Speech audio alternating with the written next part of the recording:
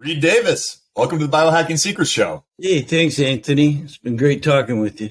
Yeah, I think we're going to have a good one today. We're going to go real deep on labs and blood work and how people can, utilize some of these screening diagnostic tools to optimize their health and really shortcut the journey between wherever they're at and optimal performance, wherever they want to go, whether that's healing or just taking things to the next level. But before we kind of get into all that, maybe for our listeners who aren't as familiar with your work, you could give us a little bit of your origin story, your background, how you got into this. Yeah, I love it.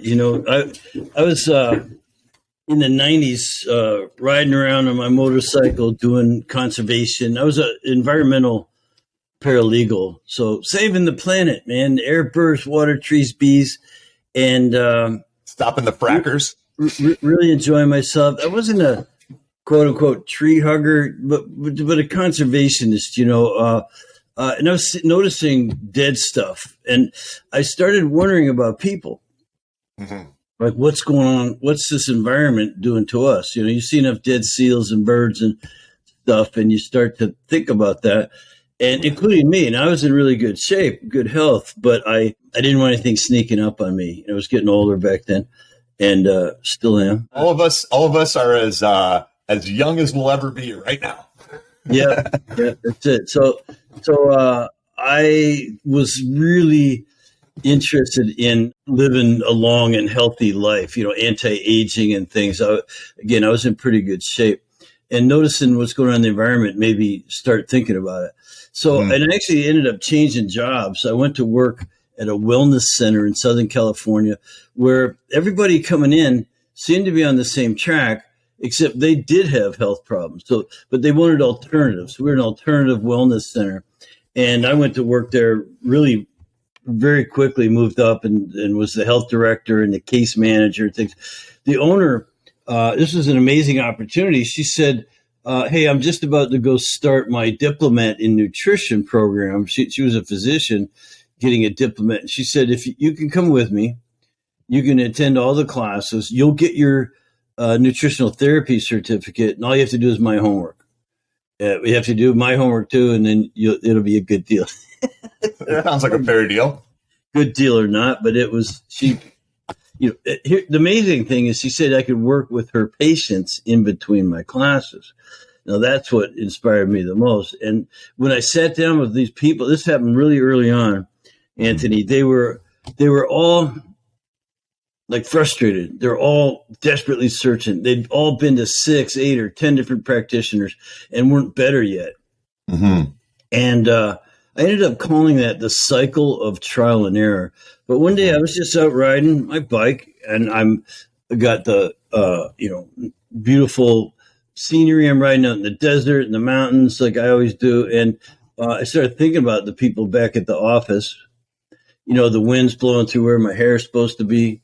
Really enjoying my freedom. And I thought, man, these people have like zero freedom. And if you don't have your health, you don't have freedom.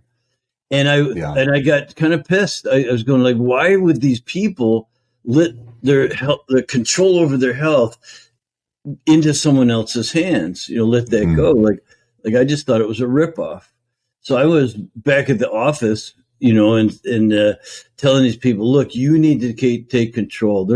You're going here and you're going there, and you're getting ripped off. If everything, and I'd never been to the doctor, so I didn't know what that was like. I'd had a couple sports injuries and a couple dental appointments, but didn't know how bad the medical system was as far as this cycle of trial and error goes.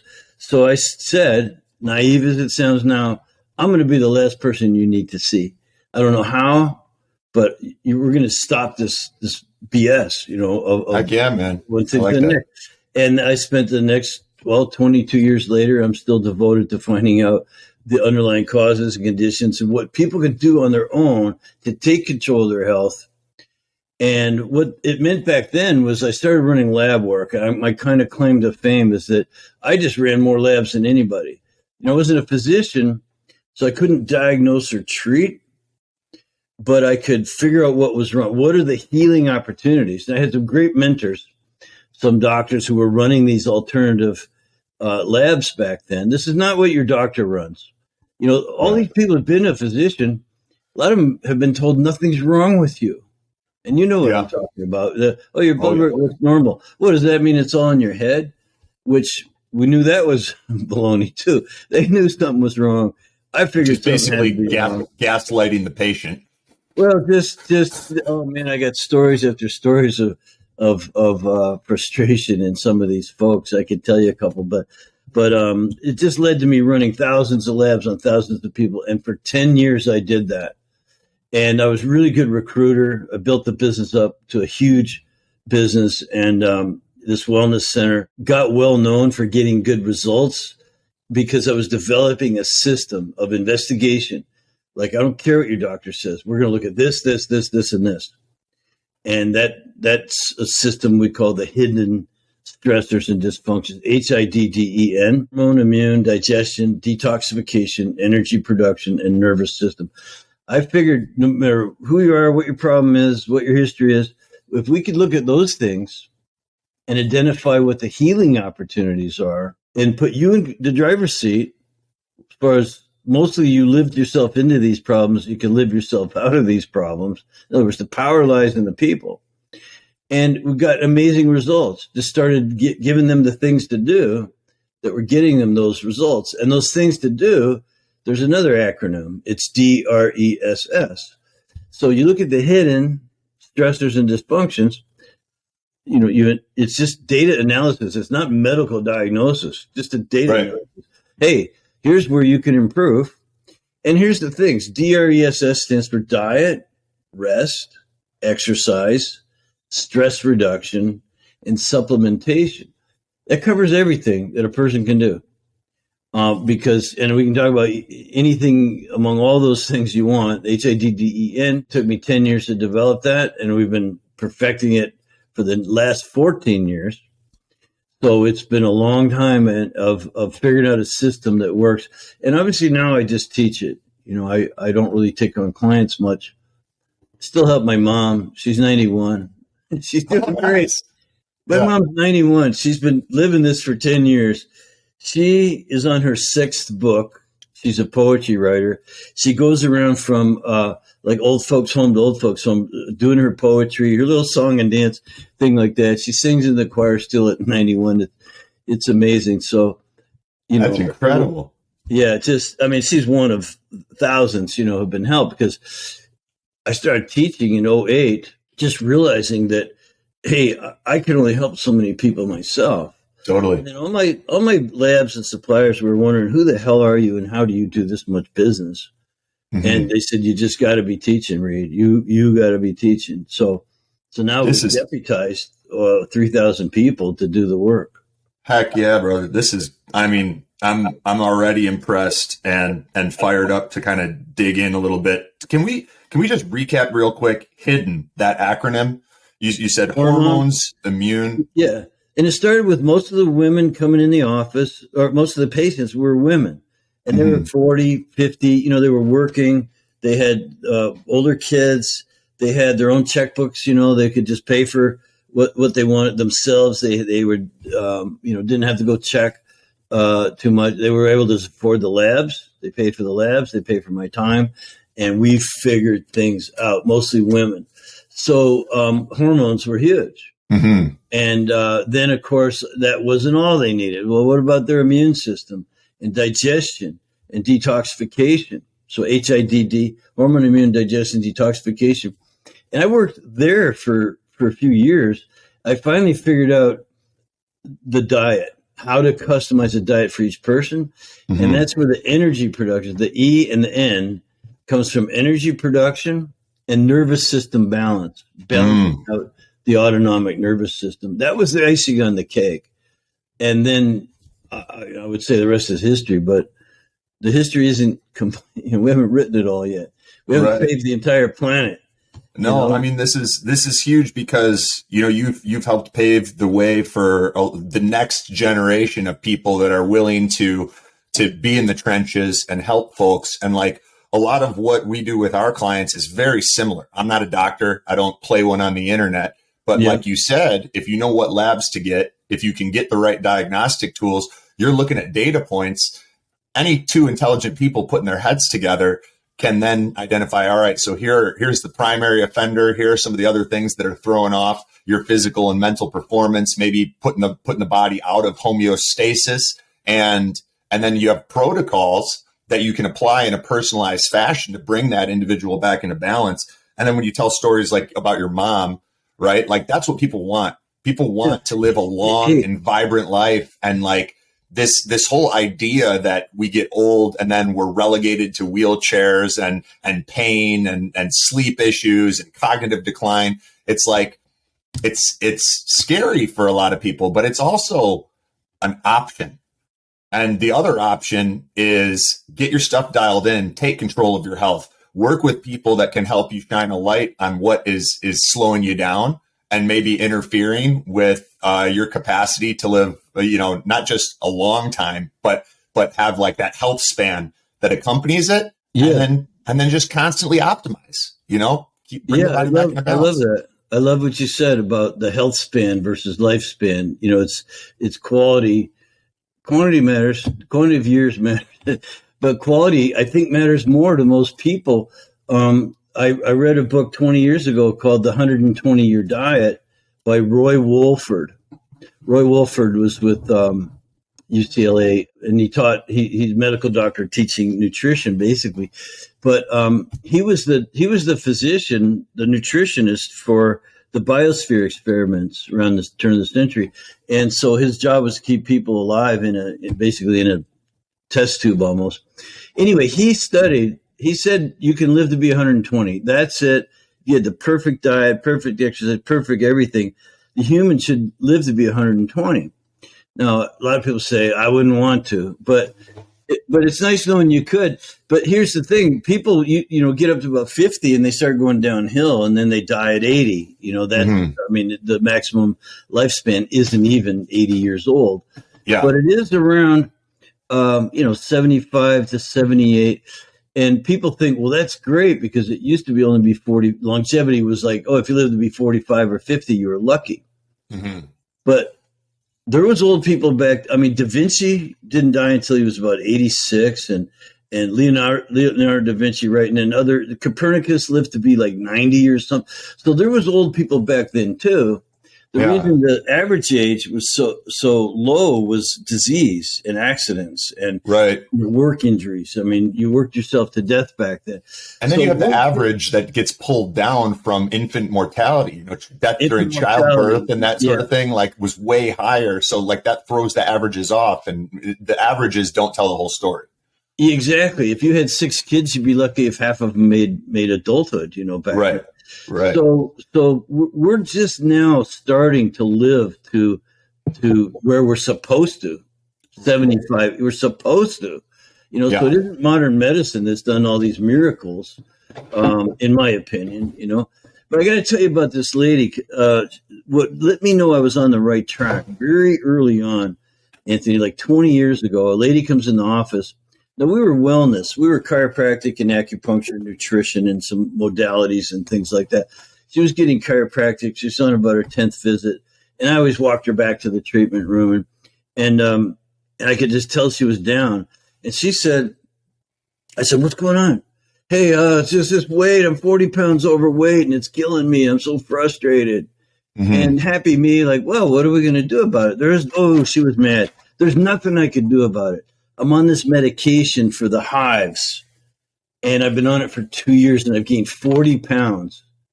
And you're thinking parasites, right? Well, no, I wasn't thinking. I was thinking there was a cause, but the next words out of her mouth were, and Reed, I went to the doctor just yesterday, and he told me I have my choice. I can be fat or I can have the hives. And I thought, this is crazy. But she goes, and so I told him that's depressing. And he said, well, I can write you a prescription for antidepressants if you want. Oh. That was his answer. You can be fat or have the hives. If you like, I'll write you. That's depressing. I'll give you another prescription. I said to her, Susan, I go, why didn't you ever try to find out why you get the hives? And her head snapped so hard, I thought she wouldn't need her chiropractic adjustment that day. She just was, what do you mean? I go, well, we can run some tests, find a way to get that. And long story short, 9 days after we ran some labs, got her in the office, went over her findings, and got her changing some things, including diet. And within 9 days, she called her doctor and said, I'm not taking this medication anymore. And I'm doing two things I haven't done in 2 years: hot showers and working out to a perspiration, because even on the meds, that gave her the hives. So over 20 years ago, I've found out that lab work, anyone can run it. You're not diagnosing anything. You're just using the data to analyze a person's healing opportunities. There's no medical. Matter of fact, like I said, doctors weren't running these labs, and the labs they did run didn't find anything. You're fine. Right. Your blood work looks normal. You know, so again, so I've been teaching personal trainers and health coaches and nutritionists, and we do have chiropractic and I've even had MDs and DOs, and I'll go through the program. Now the doctors are hiring my graduates because they want someone in the office that can do very sophisticated data analysis and health coaching, while they take care of the medical stuff. Your medical stuff's never going to go away. We need doctors. If you have a bone sticking out of the arm bleeding, don't call your nutritionist. Put some Windex on it. Yeah, Windex. Yeah, right. By shooting victims, If you just got off a plane from West Africa and your temperature is 105, you're going to go get attendant care. So really, we work together. We think we're the perfect complement to what you do need doctors for. And we have a program called Perfect Complement. That's our sort of public-facing program. But these are all at fdntraining.com, right? Yeah, you could find all about it there. Actually, yes, that you could go /biohacking secrets if you want. Sweet. All right. So fdntraining.com/biohacking secrets. If it's cool with you, Rita, there's a lot to unpack here, even just in what you just shared. So this book, the 120-Year Diet by Roy Wolford, what did he really share that was like an aha moment for you? He thought it was all about calorie burning, just the less calories you burn over a lifetime, the longer you can live. What he did is take white rats, lab rats, and he made him live 5 years. Now, rats don't live more than 24 months. He had rats living 60 months. Wow. But after that, it didn't matter what he did. They were going to die. And so he just did all of his work and equations. I think he's still around. But that book, helped me understand that human longevity can be very extended. And what he also taught me was that, people get to 40 and they think that's the best, you're doing pretty good. And then they start going down, especially after 50. He said you should be the exact same health when you're 40, when you're 80 as you are at 40. So imagine now the curve doesn't go up and down like this. It goes up. It stays flat for 40 years. You should stay the health you were at 40 well into your 80s. And then you're going to go down. Eventually, just telomeres shorten and apoptosis. You have designed cell death that turns over cells, and it stops recreating at the same level you were at some point. So Obviously genetics are part of it, but they're not the whole thing. They're just, they say, genetics loads the gun, lifestyle, epigenetics pulls the trigger. So I obviously have pretty good genes, but I could screw it up if I didn't live right. And people with poor genes or not as good at genes can step it up and still live very long, full, like you say, very healthy lifestyles. Very beautiful lives. And out of curiosity, like how do you feel what you now know about nutrition, and particularly nutrition through the lens of longevity, right, and health span? How do you feel that is compatible or incompatible with this the carnivore diet? There's so many people that are now eating largely meat-based diets, autoimmune issues, that sort of thing. And I think let's just say, for the sake of keeping the question concise, we're talking about grass-fed grass-fed meats, pastured, organic, not the factory farm garbage. What are your thoughts on that? Yeah, fantastic. So in this country, you mentioned meat, beef for the most part, the most consumed. The omega-3 to 6 ratio has been bred out of it. So we used to be able to eat a lot of meat and be fine because the essential fatty acids and things in the meat were good for us. And now it's been bred out. So by these feedlot cattle that are just eating grain, whatever the hell else they put in that feed, a whole bunch of glyphosate. Yeah, they're not out there roaming the range eating grass. So their makeup is different. Their fat content is different, and you're going to throw your own fat content off. Again, it's this omega-3, 6, 9 ratio. I don't want to get too much into it, but we probably need to take some omega-3s. I take some almost every day, just a little bit of omega-3s, because I'm not always positive what I'm eating. I try hard to only eat grass-fed beef. I also eat fish. I can cook some Scottish salmon like you wouldn't believe. It just melts in your mouth, and it's so juicy and good, and other fish and things. If we got time at the end, I may ask you for that recipe. Yeah, well, I can always email you that, and I do. I found out that I can get filet mignon. You can buy the tails for about $10 less a pound than you can buy the actual round steak. Just go to the butcher and say, "Give me the tails off the tenderloins." The little tail part that they can't sell as a steak. And oh my God, is that good stuff? My friends and family love the meat I cook, but I tell them it's not my cooking; it's the quality meat. You buy good stuff, and it's so. But my answer to your question, you're raising the issue basically of the paleo diet or ancestral dieting, which is where the beef thing comes. Eat just meat because that's what your ancestors ate. Well, you have to know who your ancestors were. That's an important part of it. It's not the only thing you need to know, but we basically evolved, if you want, over millennia, where we were pretty much in one area. So the geography and the climate of that area would dictate what game and flora and fauna were available. And then what was in the soils. Some are much more rich in certain vitamins and minerals in combination, things like that, the minerals in the soil. So depending on where you are, I do a presentation, for instance, I show a picture of this beautiful Eskimo woman. It's an old black and white photo and she must have been like a queen or something. I mean, she is a handsome woman, obviously radiant, shining, perfectly healthy and stuff. But we know she never saw a box of Cheerios or a piece of toast. But she also never saw mangoes or asparagus or kale or these things. Her diet of, seal organs and blubber and some seaweed and maybe some seasonal nuts and seeds or maybe even some fruit or something on a seasonal basis was perfect for her. And what I found out, and this has a lot to do with that E and the HIDDEN, energy production. What makes her cells, because you don't have to teach any cells what their job is. You got to give them the right fuel. That fuel mixture is protein, fat, and carbs in a special ratio for each type of person. So I don't want to get too far out there with the technical because it bores people. But the right ratio of protein, fat, and carbs is bred in your bone. It's bred in your bone. You'll be a fast oxidizer. And if you're a real fast oxidizer, like that Eskimo lady, like me, maybe you, I'm pretty fast oxidizer. I need protein and fat.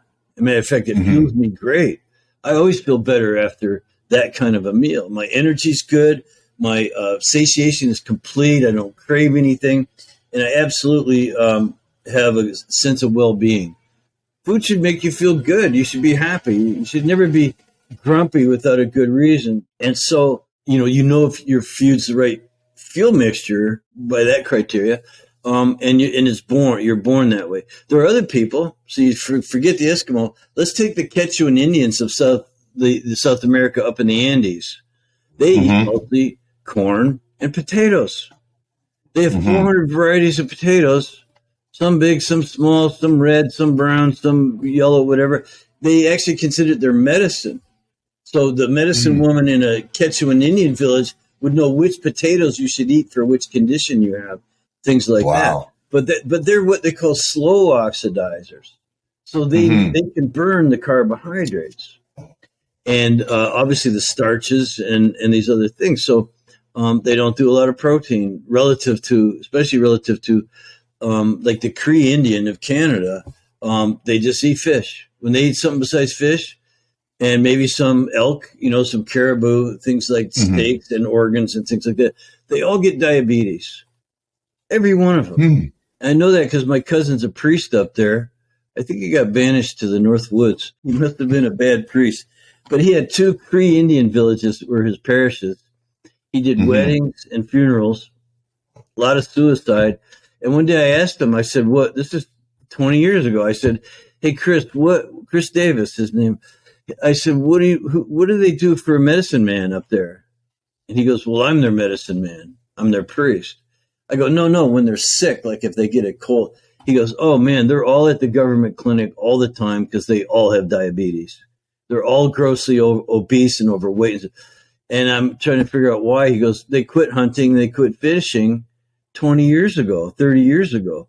They eat Tim Horton donuts and, drink a lot of coffee and don't, run around fishing and stuff anymore. There's mines up there where the mining brought in the junk stores, just got ruined. And we're seeing this all over the world, like in these blue zones full of, a higher concentration of people living to 100 plus. Yeah. Once you start bringing in the fast food and the garbage and they kind of get off of these ancestral diets and start eating processed junk, all of a sudden they're no longer a blue zone. Or like the numbers take a nosedive. And you brought up a great point that I think is worth mentioning, like neurosurgeon Dr. Jack Cruz, who I think was like episode 3 of the Biohacking Secret Show. He really shone a light for me on the importance of like your mitochondrial haplotype, basically like what you were saying, where you're from in the world, where your ancestors are from, and how that impacts diet, along with where you're at now in relation to the equator, how much sunlight you get on a daily basis. And if you're in an area that's not getting a ton of sunlight and you're eating a ton of carbs, that your body is not going to process those carbohydrates the same way it would if you were closer to the equator, for example. So like we see these indigenous cultures that were in darker, colder climates, they're eating mostly fats and proteins, right? From like a wild animals, essentially. Yeah. And, but then you have other cultures that eat a ton of potatoes and carbohydrates and it usually is accompanied by, if they're eating a lot of fruit, they're also usually getting a lot of sunlight as well. That helps the body to process and digest, assimilate and absorb those types of higher carbohydrate, higher sugar foods. Is that something that you've observed? Absolutely. If you're above the 39th parallel, which is about New Jersey, the United States, maybe just a little south of New Jersey. If you're above that, you're not getting enough sunlight to create enough vitamin D to do these things. So you get it you eat more fish and you get your vitamin D from and another this 369 omega ratios and stuff from the food you eat. So you need the oilier, heavier, slower burning fuel. And if you did that for 1 million years, then that would be how you're born that way. It's in your bones, as they say, in your blood, in your bones. But it's not good enough to know that anymore. It's just that. So you might be able to trace all your ancestors to Siberia and think, well, mammoth and woolly rhinoceroses meat, or like that, but it's not good enough because here you are in America now and you're subject to all of this contamination and pesticides and herbicides and the rodenticides and you name it, the chemicals. There's 80,000 chemicals in the environment and there's a lot of intermarriage obviously has happened. So you've got a bunch of other genes in you too. And so you get sensitivities. So you've got to know your sensitivities too. And everyone has some. I've been running this mediated release test for over 20 years and never had one come back where there wasn't some sensitivities. And it also tells you about a person. It tells you something. If you have 10 sensitivities, that's one thing. If you have 80, that's a whole different ballgame. Wow, you're really a reactive person. You have all this sort of dysfunction in the body. I call that metabolic chaos. That's kind of a term that just occurred to me one day. I might have heard it somewhere, but man, I latched onto it as mine. Metabolic chaos. Yeah. And that's my one concern in a person. And, because I can't diagnose, I'm not a doctor, right? If I could, I'd have one diagnosis: metabolic chaos, ma'am. Because the minute you diagnose something, like medical doctors do that, they diagnose, it's hypothyroid, or it's PCOS, and the moment you do that, especially with something like thyroid, you're leaving all the other things that are wrong with them off the table. It's like, your problem is hypothyroidism. I thought so. Based on your symptoms. So pat myself on the back. You're hypothyroid, and here's your prescription. We'll just fix. And you might even take the prescription and feel a little bit better. But all the other things that you could do that would bring all these things back naturally, what about those things? Who's having you do that stuff? That's what we're there for. That's what FDN is all about. So we don't have we don't diagnose any one thing. We treat every cell in the body. It's a self-treatment process, obviously, but every cell, every tissue, every organ, every system, the entire organism is affected by what we have people do. Again, we changed their epigenetic program. Now they're living closer to their ancestors with the diet, but they're also getting a good night's sleep, deep sleep. You don't need as much sleep if it's deep enough, kind of a thing. You also rest other times in the day. I teach people just how to rest their emotions and mind and things like that. So diet, rest, exercise goes without saying. We talked about being fit and being at about the right weight. Diet, rest, exercise, stress reduction, and supplements are the 2 S's. And anything that isn't supplements goes under stress reduction, of those two. So it's diet, rest, exercise, supplements. What's not covered by those is covered by stress reduction.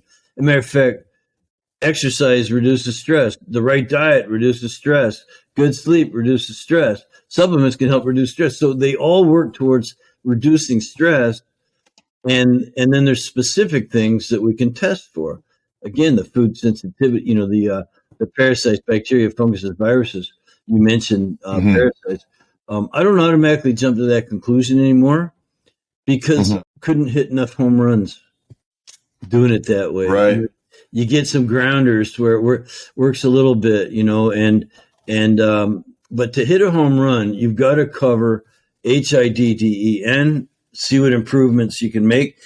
Now you're looking at a whole constellation of healing opportunities. And whereas a physician might look at one of those dots, we look at all of them and connect the dots. And that tells us about a person. And those test results correlated with someone's life. In other words, people are saying, "Oh my God, now I know what's wrong with me. Why didn't anyone else run these tests? How come you're the only one that works this way?" Well, I'm not anymore. There's thousands of people working like this. We're training them, and they're learning in other ways and fashions to work this way. And then we don't treat one thing. Every cell tissue, we treat nothing specifically. We treat everything non-specifically. And non-specific treatment is a well-known consideration. Getting a good night's sleep, does it treat one thing? No, it treats everything. Right. And same thing with exercise. It treats everything. The right diet treats everything, and so on. No, this is beautiful, and it's truly holistic and all encompassing, and seeing the body as one integrated system rather than all of these different individual parts. It's kind of getting back to getting away from the mechanistic view, the reductionist view. Fractionation. Yeah, that's the enemy. Yeah, for sure. Okay, so this is phenomenal. And in just a second, I'm going to want to talk about like which labs and like your top ones and what you find to be most helpful. but you brought up a lot of really good points. And one of the things that I've observed, and I'm going to use a little bit of code here because we're trying to avoid any bots and AI picking up and suppressing things. But the deeper I have dug into, it starts with the letter V, and they give a lot of them to babies now. And it's generally considered, something that's supposed to help our immune system. The deeper I've dug on this, the more I have come to realize and believe that those are a huge contributing factor into what you call metabolic chaos. And Amen, when you give those V things to babies who are still developing, you know what I mean? And some of those babies have been born through C-section. So they're not even, they weren't even introduced to the same bacteria that they need to colonize their immune system. And then on top of that, they've got all of these different wireless electrical radiation sources that are driving their nervous system haywire and affecting the blood-brain barrier and allowing these chemicals to get into the brain. I'm very, very excited because I think more people are becoming aware of this and gravitating away from those, or taking more of a minimalist approach. And I cannot wait to see what is possible for humanity when we get back to more of a place where we're not indiscriminately putting tons of that stuff into our children. And ourselves now, obviously, with the crazy thing that happened in the last couple of years here, people are lining up, volunteering. Yeah. For triple dosing and things like that, and so it's God, I have so much to say or not say, but I don't think that's, put it this way, natural immunity is hard to beat. Now there are some virulent diseases like infectious diseases that you can get that being inoculated against would not be a horrible thing if that inoculation process didn't include all these side effects. So, the original idea of inoculation is a good one, but your own immune system, which begins with when you're an infant, even inside the womb, but as you're coming out, you mentioned the microbiome. You're protecting yourself. There's nothing that's going to protect you better. The idea of these artificial inoculants doesn't sit right. We might want to avoid that I word. Okay, I don't know. For the bots. I got you. I don't know what the rules are. I kind of speak my mind, but I understand. Yeah, me too. And, I understand that we want to do good in the world, and there are those that might, if it goes against what works for them, then you can't be friends. For sure. But we're friends, so we're on the same page. Yeah, no, I'm with you, brother. So let's talk a little bit about some of these labs that you get. And, for people that have my journey was I had Lyme disease twice. And the first time around, it was 2011. I was on my 12th doctor trying to figure out what the heck was going on with me. And they just kept saying the same thing. There's nothing wrong with you. Right. Maybe it's in your head. Yeah. And I'm like, look, I've lived 28 years on this planet. I know what normal feels like. I'm messed up. And they'd have me take my shirt off, turn my head and cough. And they'd be like, oh, you're in better shape than I am. You're fine. Get out of here. Oh man. So I understand the frustration of someone who's been in that situation, like you talked about, where they're seeing multiple doctors and they can't get answers. So for people in that position, and even for people that are just looking to optimize their physical and mental performance, what do you consider to be the most important labs that we need to be getting? I mentioned HIDDEN. So there are ways with saliva and urine and dried blood spot. The testing we do is mostly at home. So it's run through a direct-to-consumer program. I'm not a physician. I don't order lab work like a doctor orders a blood workup or something. This is not the same. This is people taking control themselves and getting the self-testing that is available. Matter of fact, even the biggest referencing labs in the world, LabCorp and Quest, now have direct-to-consumer programs. So anyone can get lab work done on themselves these days. And I'm going to answer your question, but I'm going to say that so anyone could do it. And you have, obviously, you could see a doctor to get a medical opinion to see if that doctor sees something there to diagnose. Not on all these labs, because some of them are research use only, and there is no diagnosis. There's no diagnosis available. It's just data. And we just analyze the data. So it's self-testing. It's just a data analysis. Some of the labs can't even be used for diagnosis because it's not approved by the insurance companies for that usage. So doctors don't run them generally. And so a person has the right to their own data. Would you agree with that? Does everyone own their own data? If you go to a doctor and he runs a blood test, who owns that data? The consumer, right? If you get an MRI scan, you deserve a report and even a disc with the scan itself on it if you want. That's your data. So you have control over the data. Now, if you wanted a second medical opinion, can you go get one of those? Well, heck yeah. You just go to another doctor. He gives you a second medical. I want a second opinion. They're usually talking about a medical opinion. Now, can you get a non-medical opinion? Absolutely. You can get just a data analysis, no diagnosis. The non-medical analysis, if you will, or interpretation, if you will, is what we provide. There's no diagnosis in it. It's just what's out of balance, what could use improvement, and then we can also tell you what you can do to be in charge, to take control, and improve it yourself. So we don't write prescriptions. There's no, here's something that'll bring those test results up or down. Because the focus, let's say if it's hypothyroid, I love that example. You go in there with all these complaints. I'm tired, fatigued, I can't lose this weight, my hair's thinning, I got constipation, cold or even numb extremities, things like that. Well, it sounds like thyroid. That's a good clinical, cluster of symptoms. So they'd run a thyroid test. Yep, found your problem. Here's your prescription.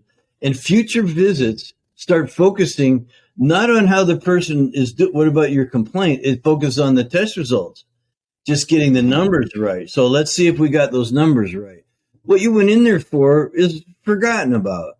Your subsequent visits are for what are your levels, and let's get those where we think they should be. You might feel a little bit better, but as soon as some other complaint comes up, well, doc, I still have no libido. I can't build muscle in the gym. I'm tired still. Oh, well, that sounds like testosterone. So let's test that. Yep, found your other problem. Now you're going to be on 2 medications.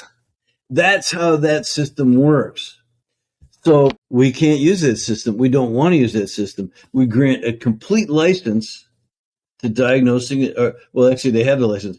We grant a complete monopoly on diagnosing and treating to doctors who are licensed to do so. And you should have a license because prescribing medication can be very dangerous, not to mention surgery. We don't even want to go into that direction. But so diagnosing, treating, writing prescriptions is dangerous and can cause a lot of harm. Matter of fact, it kills over 250,000 people a year. Medical mistakes, been estimated to be up to over 400,000 a year just in the United States alone.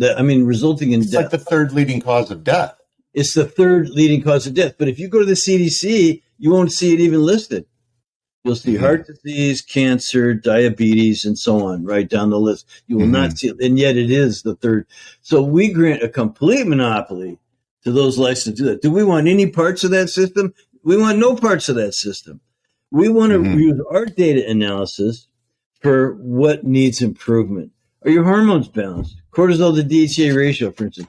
Physicians aren't trained in that. They're not going to look at cortisol to DHEA ratio, which tells us if you're catabolic or not. It tells us if your body's breaking down or building up. Cortisol is the breakdown catabolic hormone. DHEA is the anabolic build the body up hormone. They need to be in balance or you're going to be in a catabolic state. Well, that's a good thing to know about a person, don't you think? If you're interested in a holistic lifestyle, and getting them on the right track, and then you could even measure it later and see how they're doing. And we do track symptoms and all these things, but we look at that cortisol DHA ratio. We look at estrogen to progesterone ratio. Where do you want that ratio to be? Well, it depends on the lab. It depends on how they're measuring it and what their parameters are. but you want it to be balanced. So it depends on the lab. You can't say 1-to-1 or 5-to-1. I've seen tests where it's 9-to-1, but you want it to be balanced. So you have plenty of DHEA. What happens to people under stress is their cortisol goes up and their DHEA doesn't go up accordingly. It actually can go down, which means later on when you can't produce that much cortisol, it could actually look low, but it's still high in relationship to the DHEA. This is really simple stuff that we teach in my course, but and it's where anyone can learn. People just take my course just because they want to work on themselves. And then they end up finding out, hey, this is a great profession. You can make a good living doing it.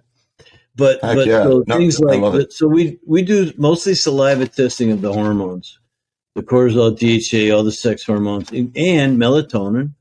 And there's another one. It's not a hormone, but it's secretory IgA that looks at your immune system.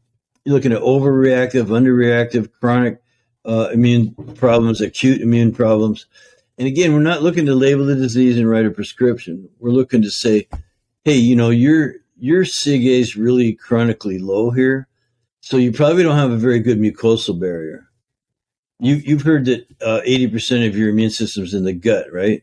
Yeah. So secretory immunoglobulin A is the main ingredient that defends you against all comers, any bacteria, these things.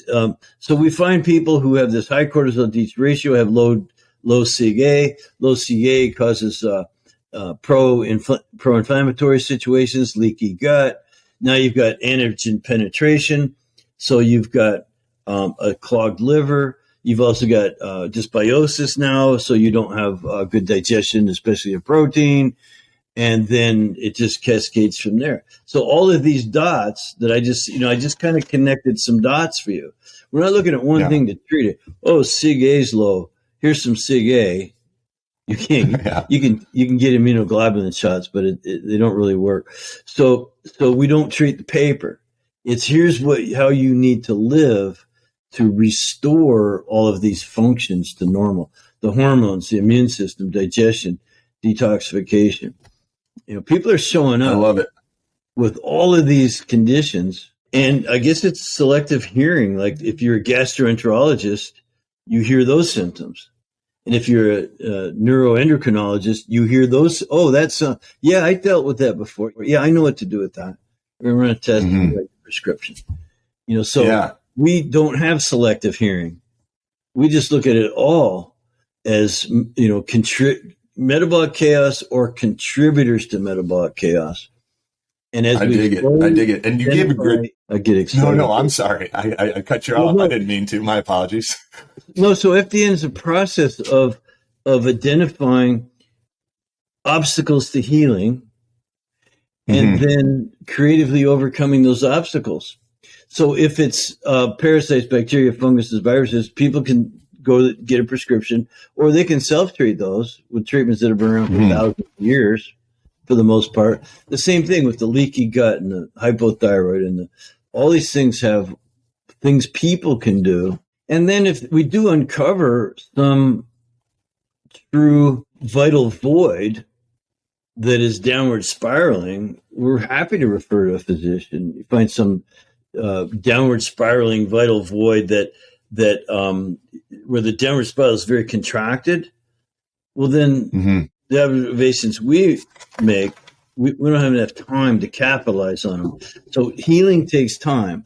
So if you're in a real severe, speedy downward spiral, you need intervention. That's what doctors are for. We work hand in hand. If I ever sound sort of anti-doctor, I'm not. I love doctors. I just don't like the system that they're handcuffed in. For sure. No, I'm loving this. And like you brought up some great points. You've mentioned hypothyroidism a number of times. And like one of the things that we've observed with some clients is, and both my mom and my dad had a metal that, used to be in thermometers that was put in their mouth. Right. And it's what's responsible for like being, the Mad Hatter from Alice in Wonderland. It's because like the haberdasheries and stuff, they'd use this stuff. And then they've been putting it in people's mouths for decades. And we've seen time and time again that when that's the case, that throws off your hormonal balance and your hormonal sensitivity. And if you just said, okay, we're looking at your thyroid and you're hypothyroid, we're going to give you thyroid hormones, but you haven't investigated why is that taking place? Perhaps do you have a neurotoxin in your mouth? Do we need to address that and help chelate that from the body? Then you're really not doing the person any favors. You're just kind of, you're giving them exogenous hormones, basically. Well, yeah, and we do a lot of investigation. The heavy metals isn't the first test we run. So we go through this hormone with the saliva testing, the immune system. There's some of that's in the saliva test. We use a urine test that covers indican, lipid peroxides, 8-hydroxydeoxyguanosine, and urinary bile acids. So that's a mouthful there. But we look at what we're looking at is digestion, dysbiosis, and liver congestion. And so we can tell a lot about a person, and those are healing opportunities. Those are not diagnoses for which you'd get a prescription. And so they're just things people can take control of. We also use a blood spot test, which makes it really convenient. So most people don't like going and getting their blood drawn. And it's inconvenient. Mm-hmm. And there's some tests that you might want to look at something in the blood, but you couldn't get someone to go get the test 4 times in a day. Saliva we could take throughout the day, morning, noon, afternoon, nighttime. We could look at the circadian rhythm, do stuff you just can't do with blood. And it doesn't work as well with urine either, because that's more of an average. Saliva is the bioavailable at that time of day, whatever they are within a half an hour. We have the bioavailable levels, what your body's actually using. There's nothing bound up by the sex hormone binding globulins and all these different things. So saliva, urine, same thing. The metabolites there are very, very pure. What we're looking for, we can see it right there. And then in the blood spot means you could prick your finger and drip blood out onto a blotter. And then, so it's really easy to do at home and it's cheap. And the mailing, you can mail it right back to the lab and get things like zonulin levels. You know what zonulin is? That's your leaky fluid. Basically opens up all the tight junctures and you end up with leaky gut, leaky brain, lots of leakiness. You might just put it that way. Again, I don't want to use triggered a lot by glyphosate and a grain-based diet or eating too many grains. It can be. Glyphosate's not good for anybody. Grains aren't good for a lot of people. And some people say they're not good for anybody. But there actually are tribes that have done very well on grain. So I don't completely agree with that. Depends on the grain and the tribe and how pure to that tribe are you. And even if you are pure to that tribe, have you not been sort of adulterated by the 80,000 chemicals in the environment and intermarriage and the other things? So there's a lot of factors. But what you mentioned thyroid, there's a lot of reasons your thyroid could be low, that there's nothing wrong with your thyroid. There's nothing wrong with your thyroid. It's not producing thyroid hormone for a reason. One of them could just be the amount of stress you're under and what happens to the signals that go to the thyroid. They get disrupted. You get poor signaling to the thyroid, so it just sits there and doesn't make your enough metabolic hormone for you. It doesn't keep your metabolism up high, and it might even be a defense mechanism. If you're under so much stress, wouldn't your body want to protect itself and maybe hibernate a little bit and conserve resources? Well, if you're cranking up the thyroid, you're not conserving resources. So the body might actually slow it down on purpose. It's just the normal reaction. There's nothing wrong with your thyroid. You don't need thyroid hormone. Now, it's not a medical opinion. You have to say you just need to get back to normal, quote unquote. Totally. Normal. No, this is awesome. So would you say, are your top 3 tests? So guys, if you're enjoying this episode, you're getting value from Reed in this conversation, share it up, friends, family, people you work with. If you want to get these labs, you can go to fdntraining.com/biohacking secrets and pick them up. Reed, would you say that your top 3 tests are the hormone saliva test, the urine test that you mentioned, and the blood spot test? Yeah, I would. I'd say those are our foundational tests, and because it will tell us an awful lot about sort of what's gone wrong and what are the healing opportunities. But we also run 2 other tests on just about every person. We always run the food sensitivity test. Never found anyone without some food sensitivities. And then, now it doesn't mean they're always the major culprit and why you feel crappy, but sometimes they are the culprit. So that lady who I mentioned, she had the hives and on medication for it and got fat and couldn't work out and take hot showers even on the meds, and her life was ruined. I had another lady coming in the office, and she was doing well, and she says, "Do you work with children?" Well, I raised 4, and I had I coached football for 15 years, so yeah, I worked with a lot of youth football. Love that. And I said, "Yeah, I work with a lot of kids. Why?" Well, they want to put my son on drugs at school because he's kind of misbehaving, acting up. Right. So this is, again, almost 20 years ago. And I said, "You mean there's a doctor at school?" No, the teachers want to put him on drugs. Like, not even going through a doctor. The teacher said he needs Ritalin. Teacher. And I'm like, well, they're not qualified to say that, but let me ask you, do you think your son has a Ritalin deficiency? I was trying to be funny, and she didn't laugh. She goes, "No, I think there's something else going on, and I just wonder, can you help him?" I said, "I don't know, but let's run some labs and see." With 3 weeks after we got his lab reports and changed his lifestyle a little bit, or maybe even a lot, but changed it. 3 weeks afterwards, the principal of that school called me, tracked me down, and said, "What'd you put Billy on?" He thought it was just, we gave him some alternative drug or something like that. We didn't put him on anything. We got him off the dyes and the food colorings and the chemicals and the sugar and all the stuff that were irritating his nervous system that made it impossible for him to pay attention.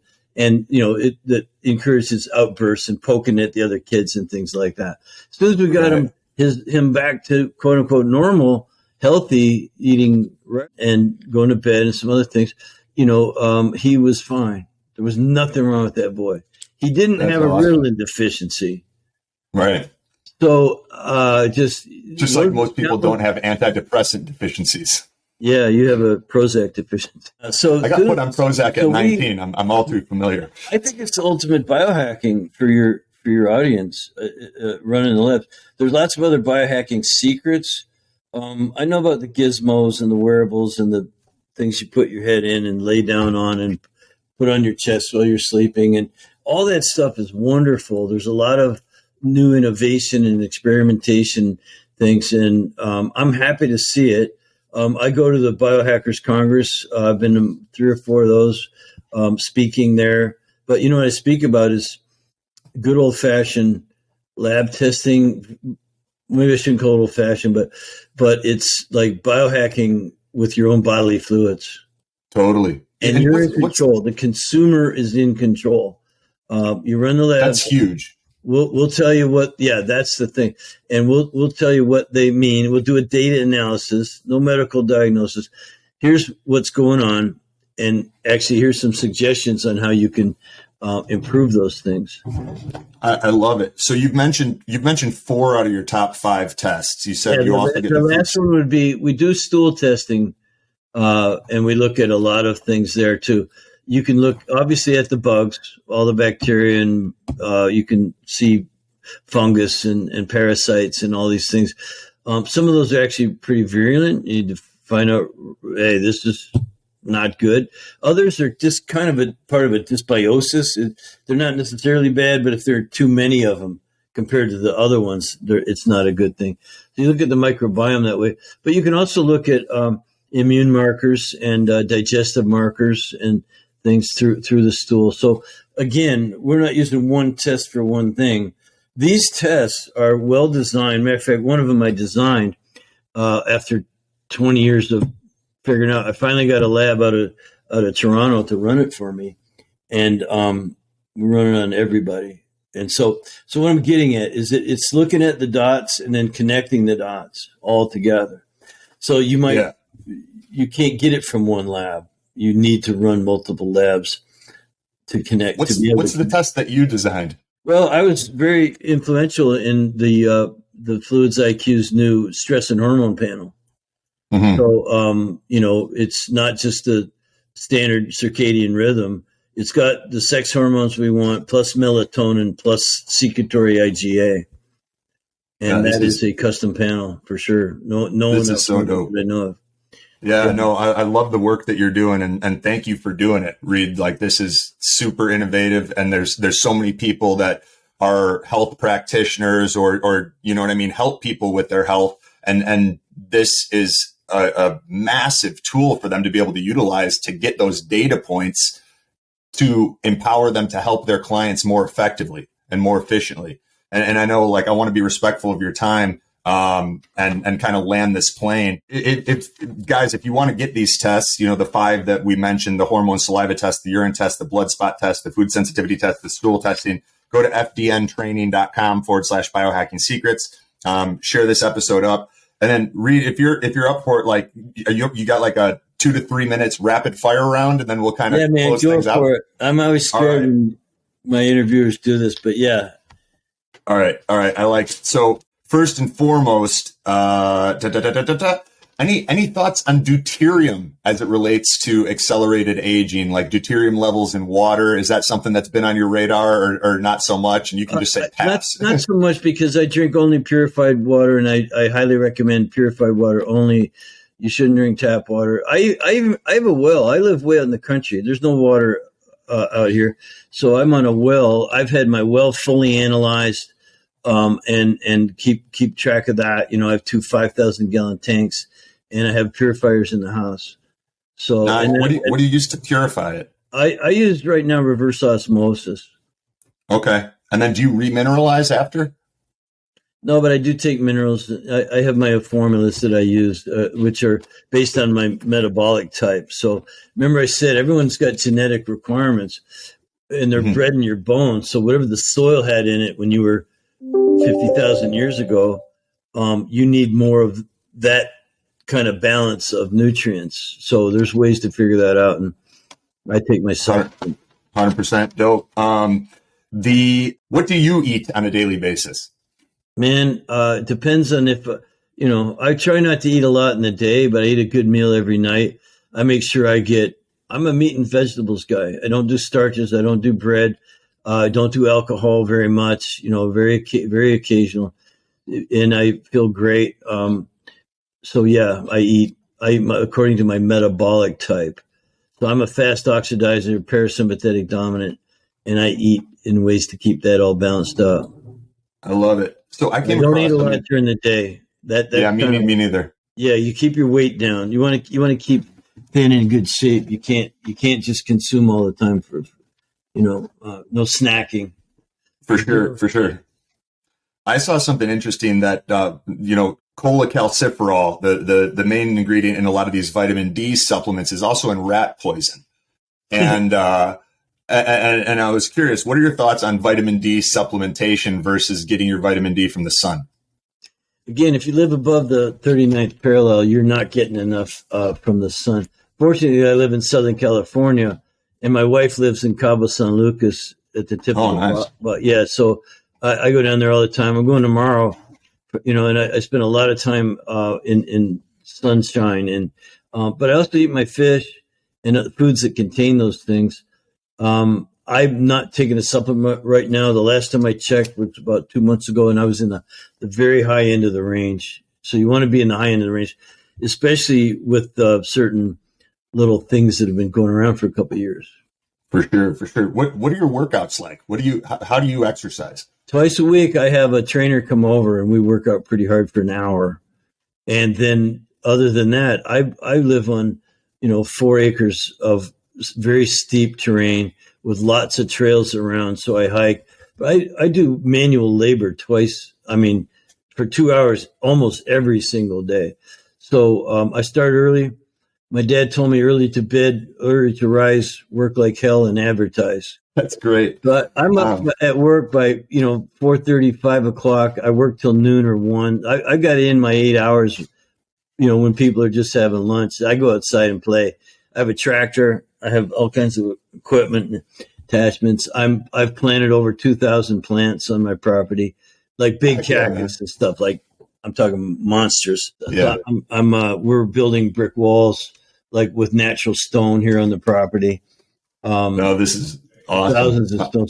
So I still work hard, and then I work out with my trainer twice a week. It seems to be all right. I have a treadmill in my den, and I get on that a couple times a week, but not for long periods of time. I generally do my sprints there. So Yeah. another one of the most important things you could do for that exercise is work out really hard to a point of where you're supra aerobic, like where you're running out of breath. You stop and then you do it again. You're sprinting, basically. No, I love it. That And will then, expand your cardiopulmonary. The heart and lung then, connection yeah, is huge. no, totally, totally. Last one, outside of the labs. I mean, I know the labs are your favorite biohack, right? And getting that dialed in.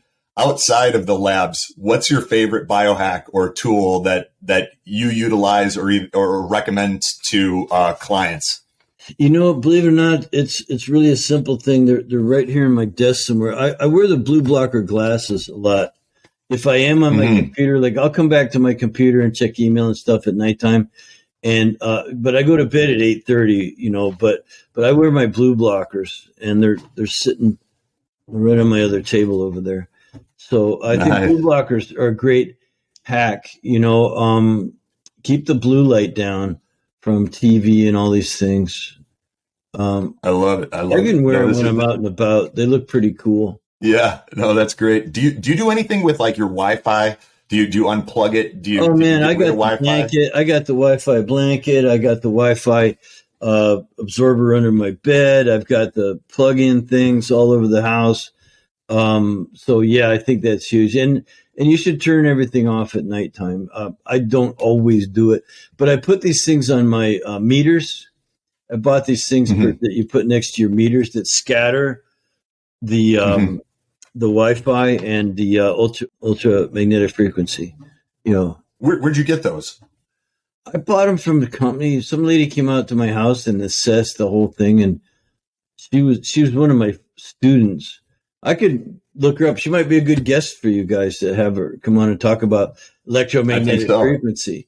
So EMF, yeah, I think that's important to avoid. Radiation, Totally.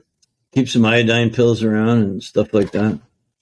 I love it. I love it. Guys, if you've enjoyed this conversation with Reed, share it. And if you want to get the labs that we've discussed, go to fdntraining.com/biohacking secrets. Reed, this has been one of my favorite interviews in recent memory. I really appreciate all the work that you're doing and the innovation and how you're empowering other people to help uplift humanity and get this stuff dialed in. So thank you so much, brother. This has been amazing. Same mission. Absolutely. Help people, be willing to walk the talk. There's only 2 requirements I have for anybody that wanted to be in my course.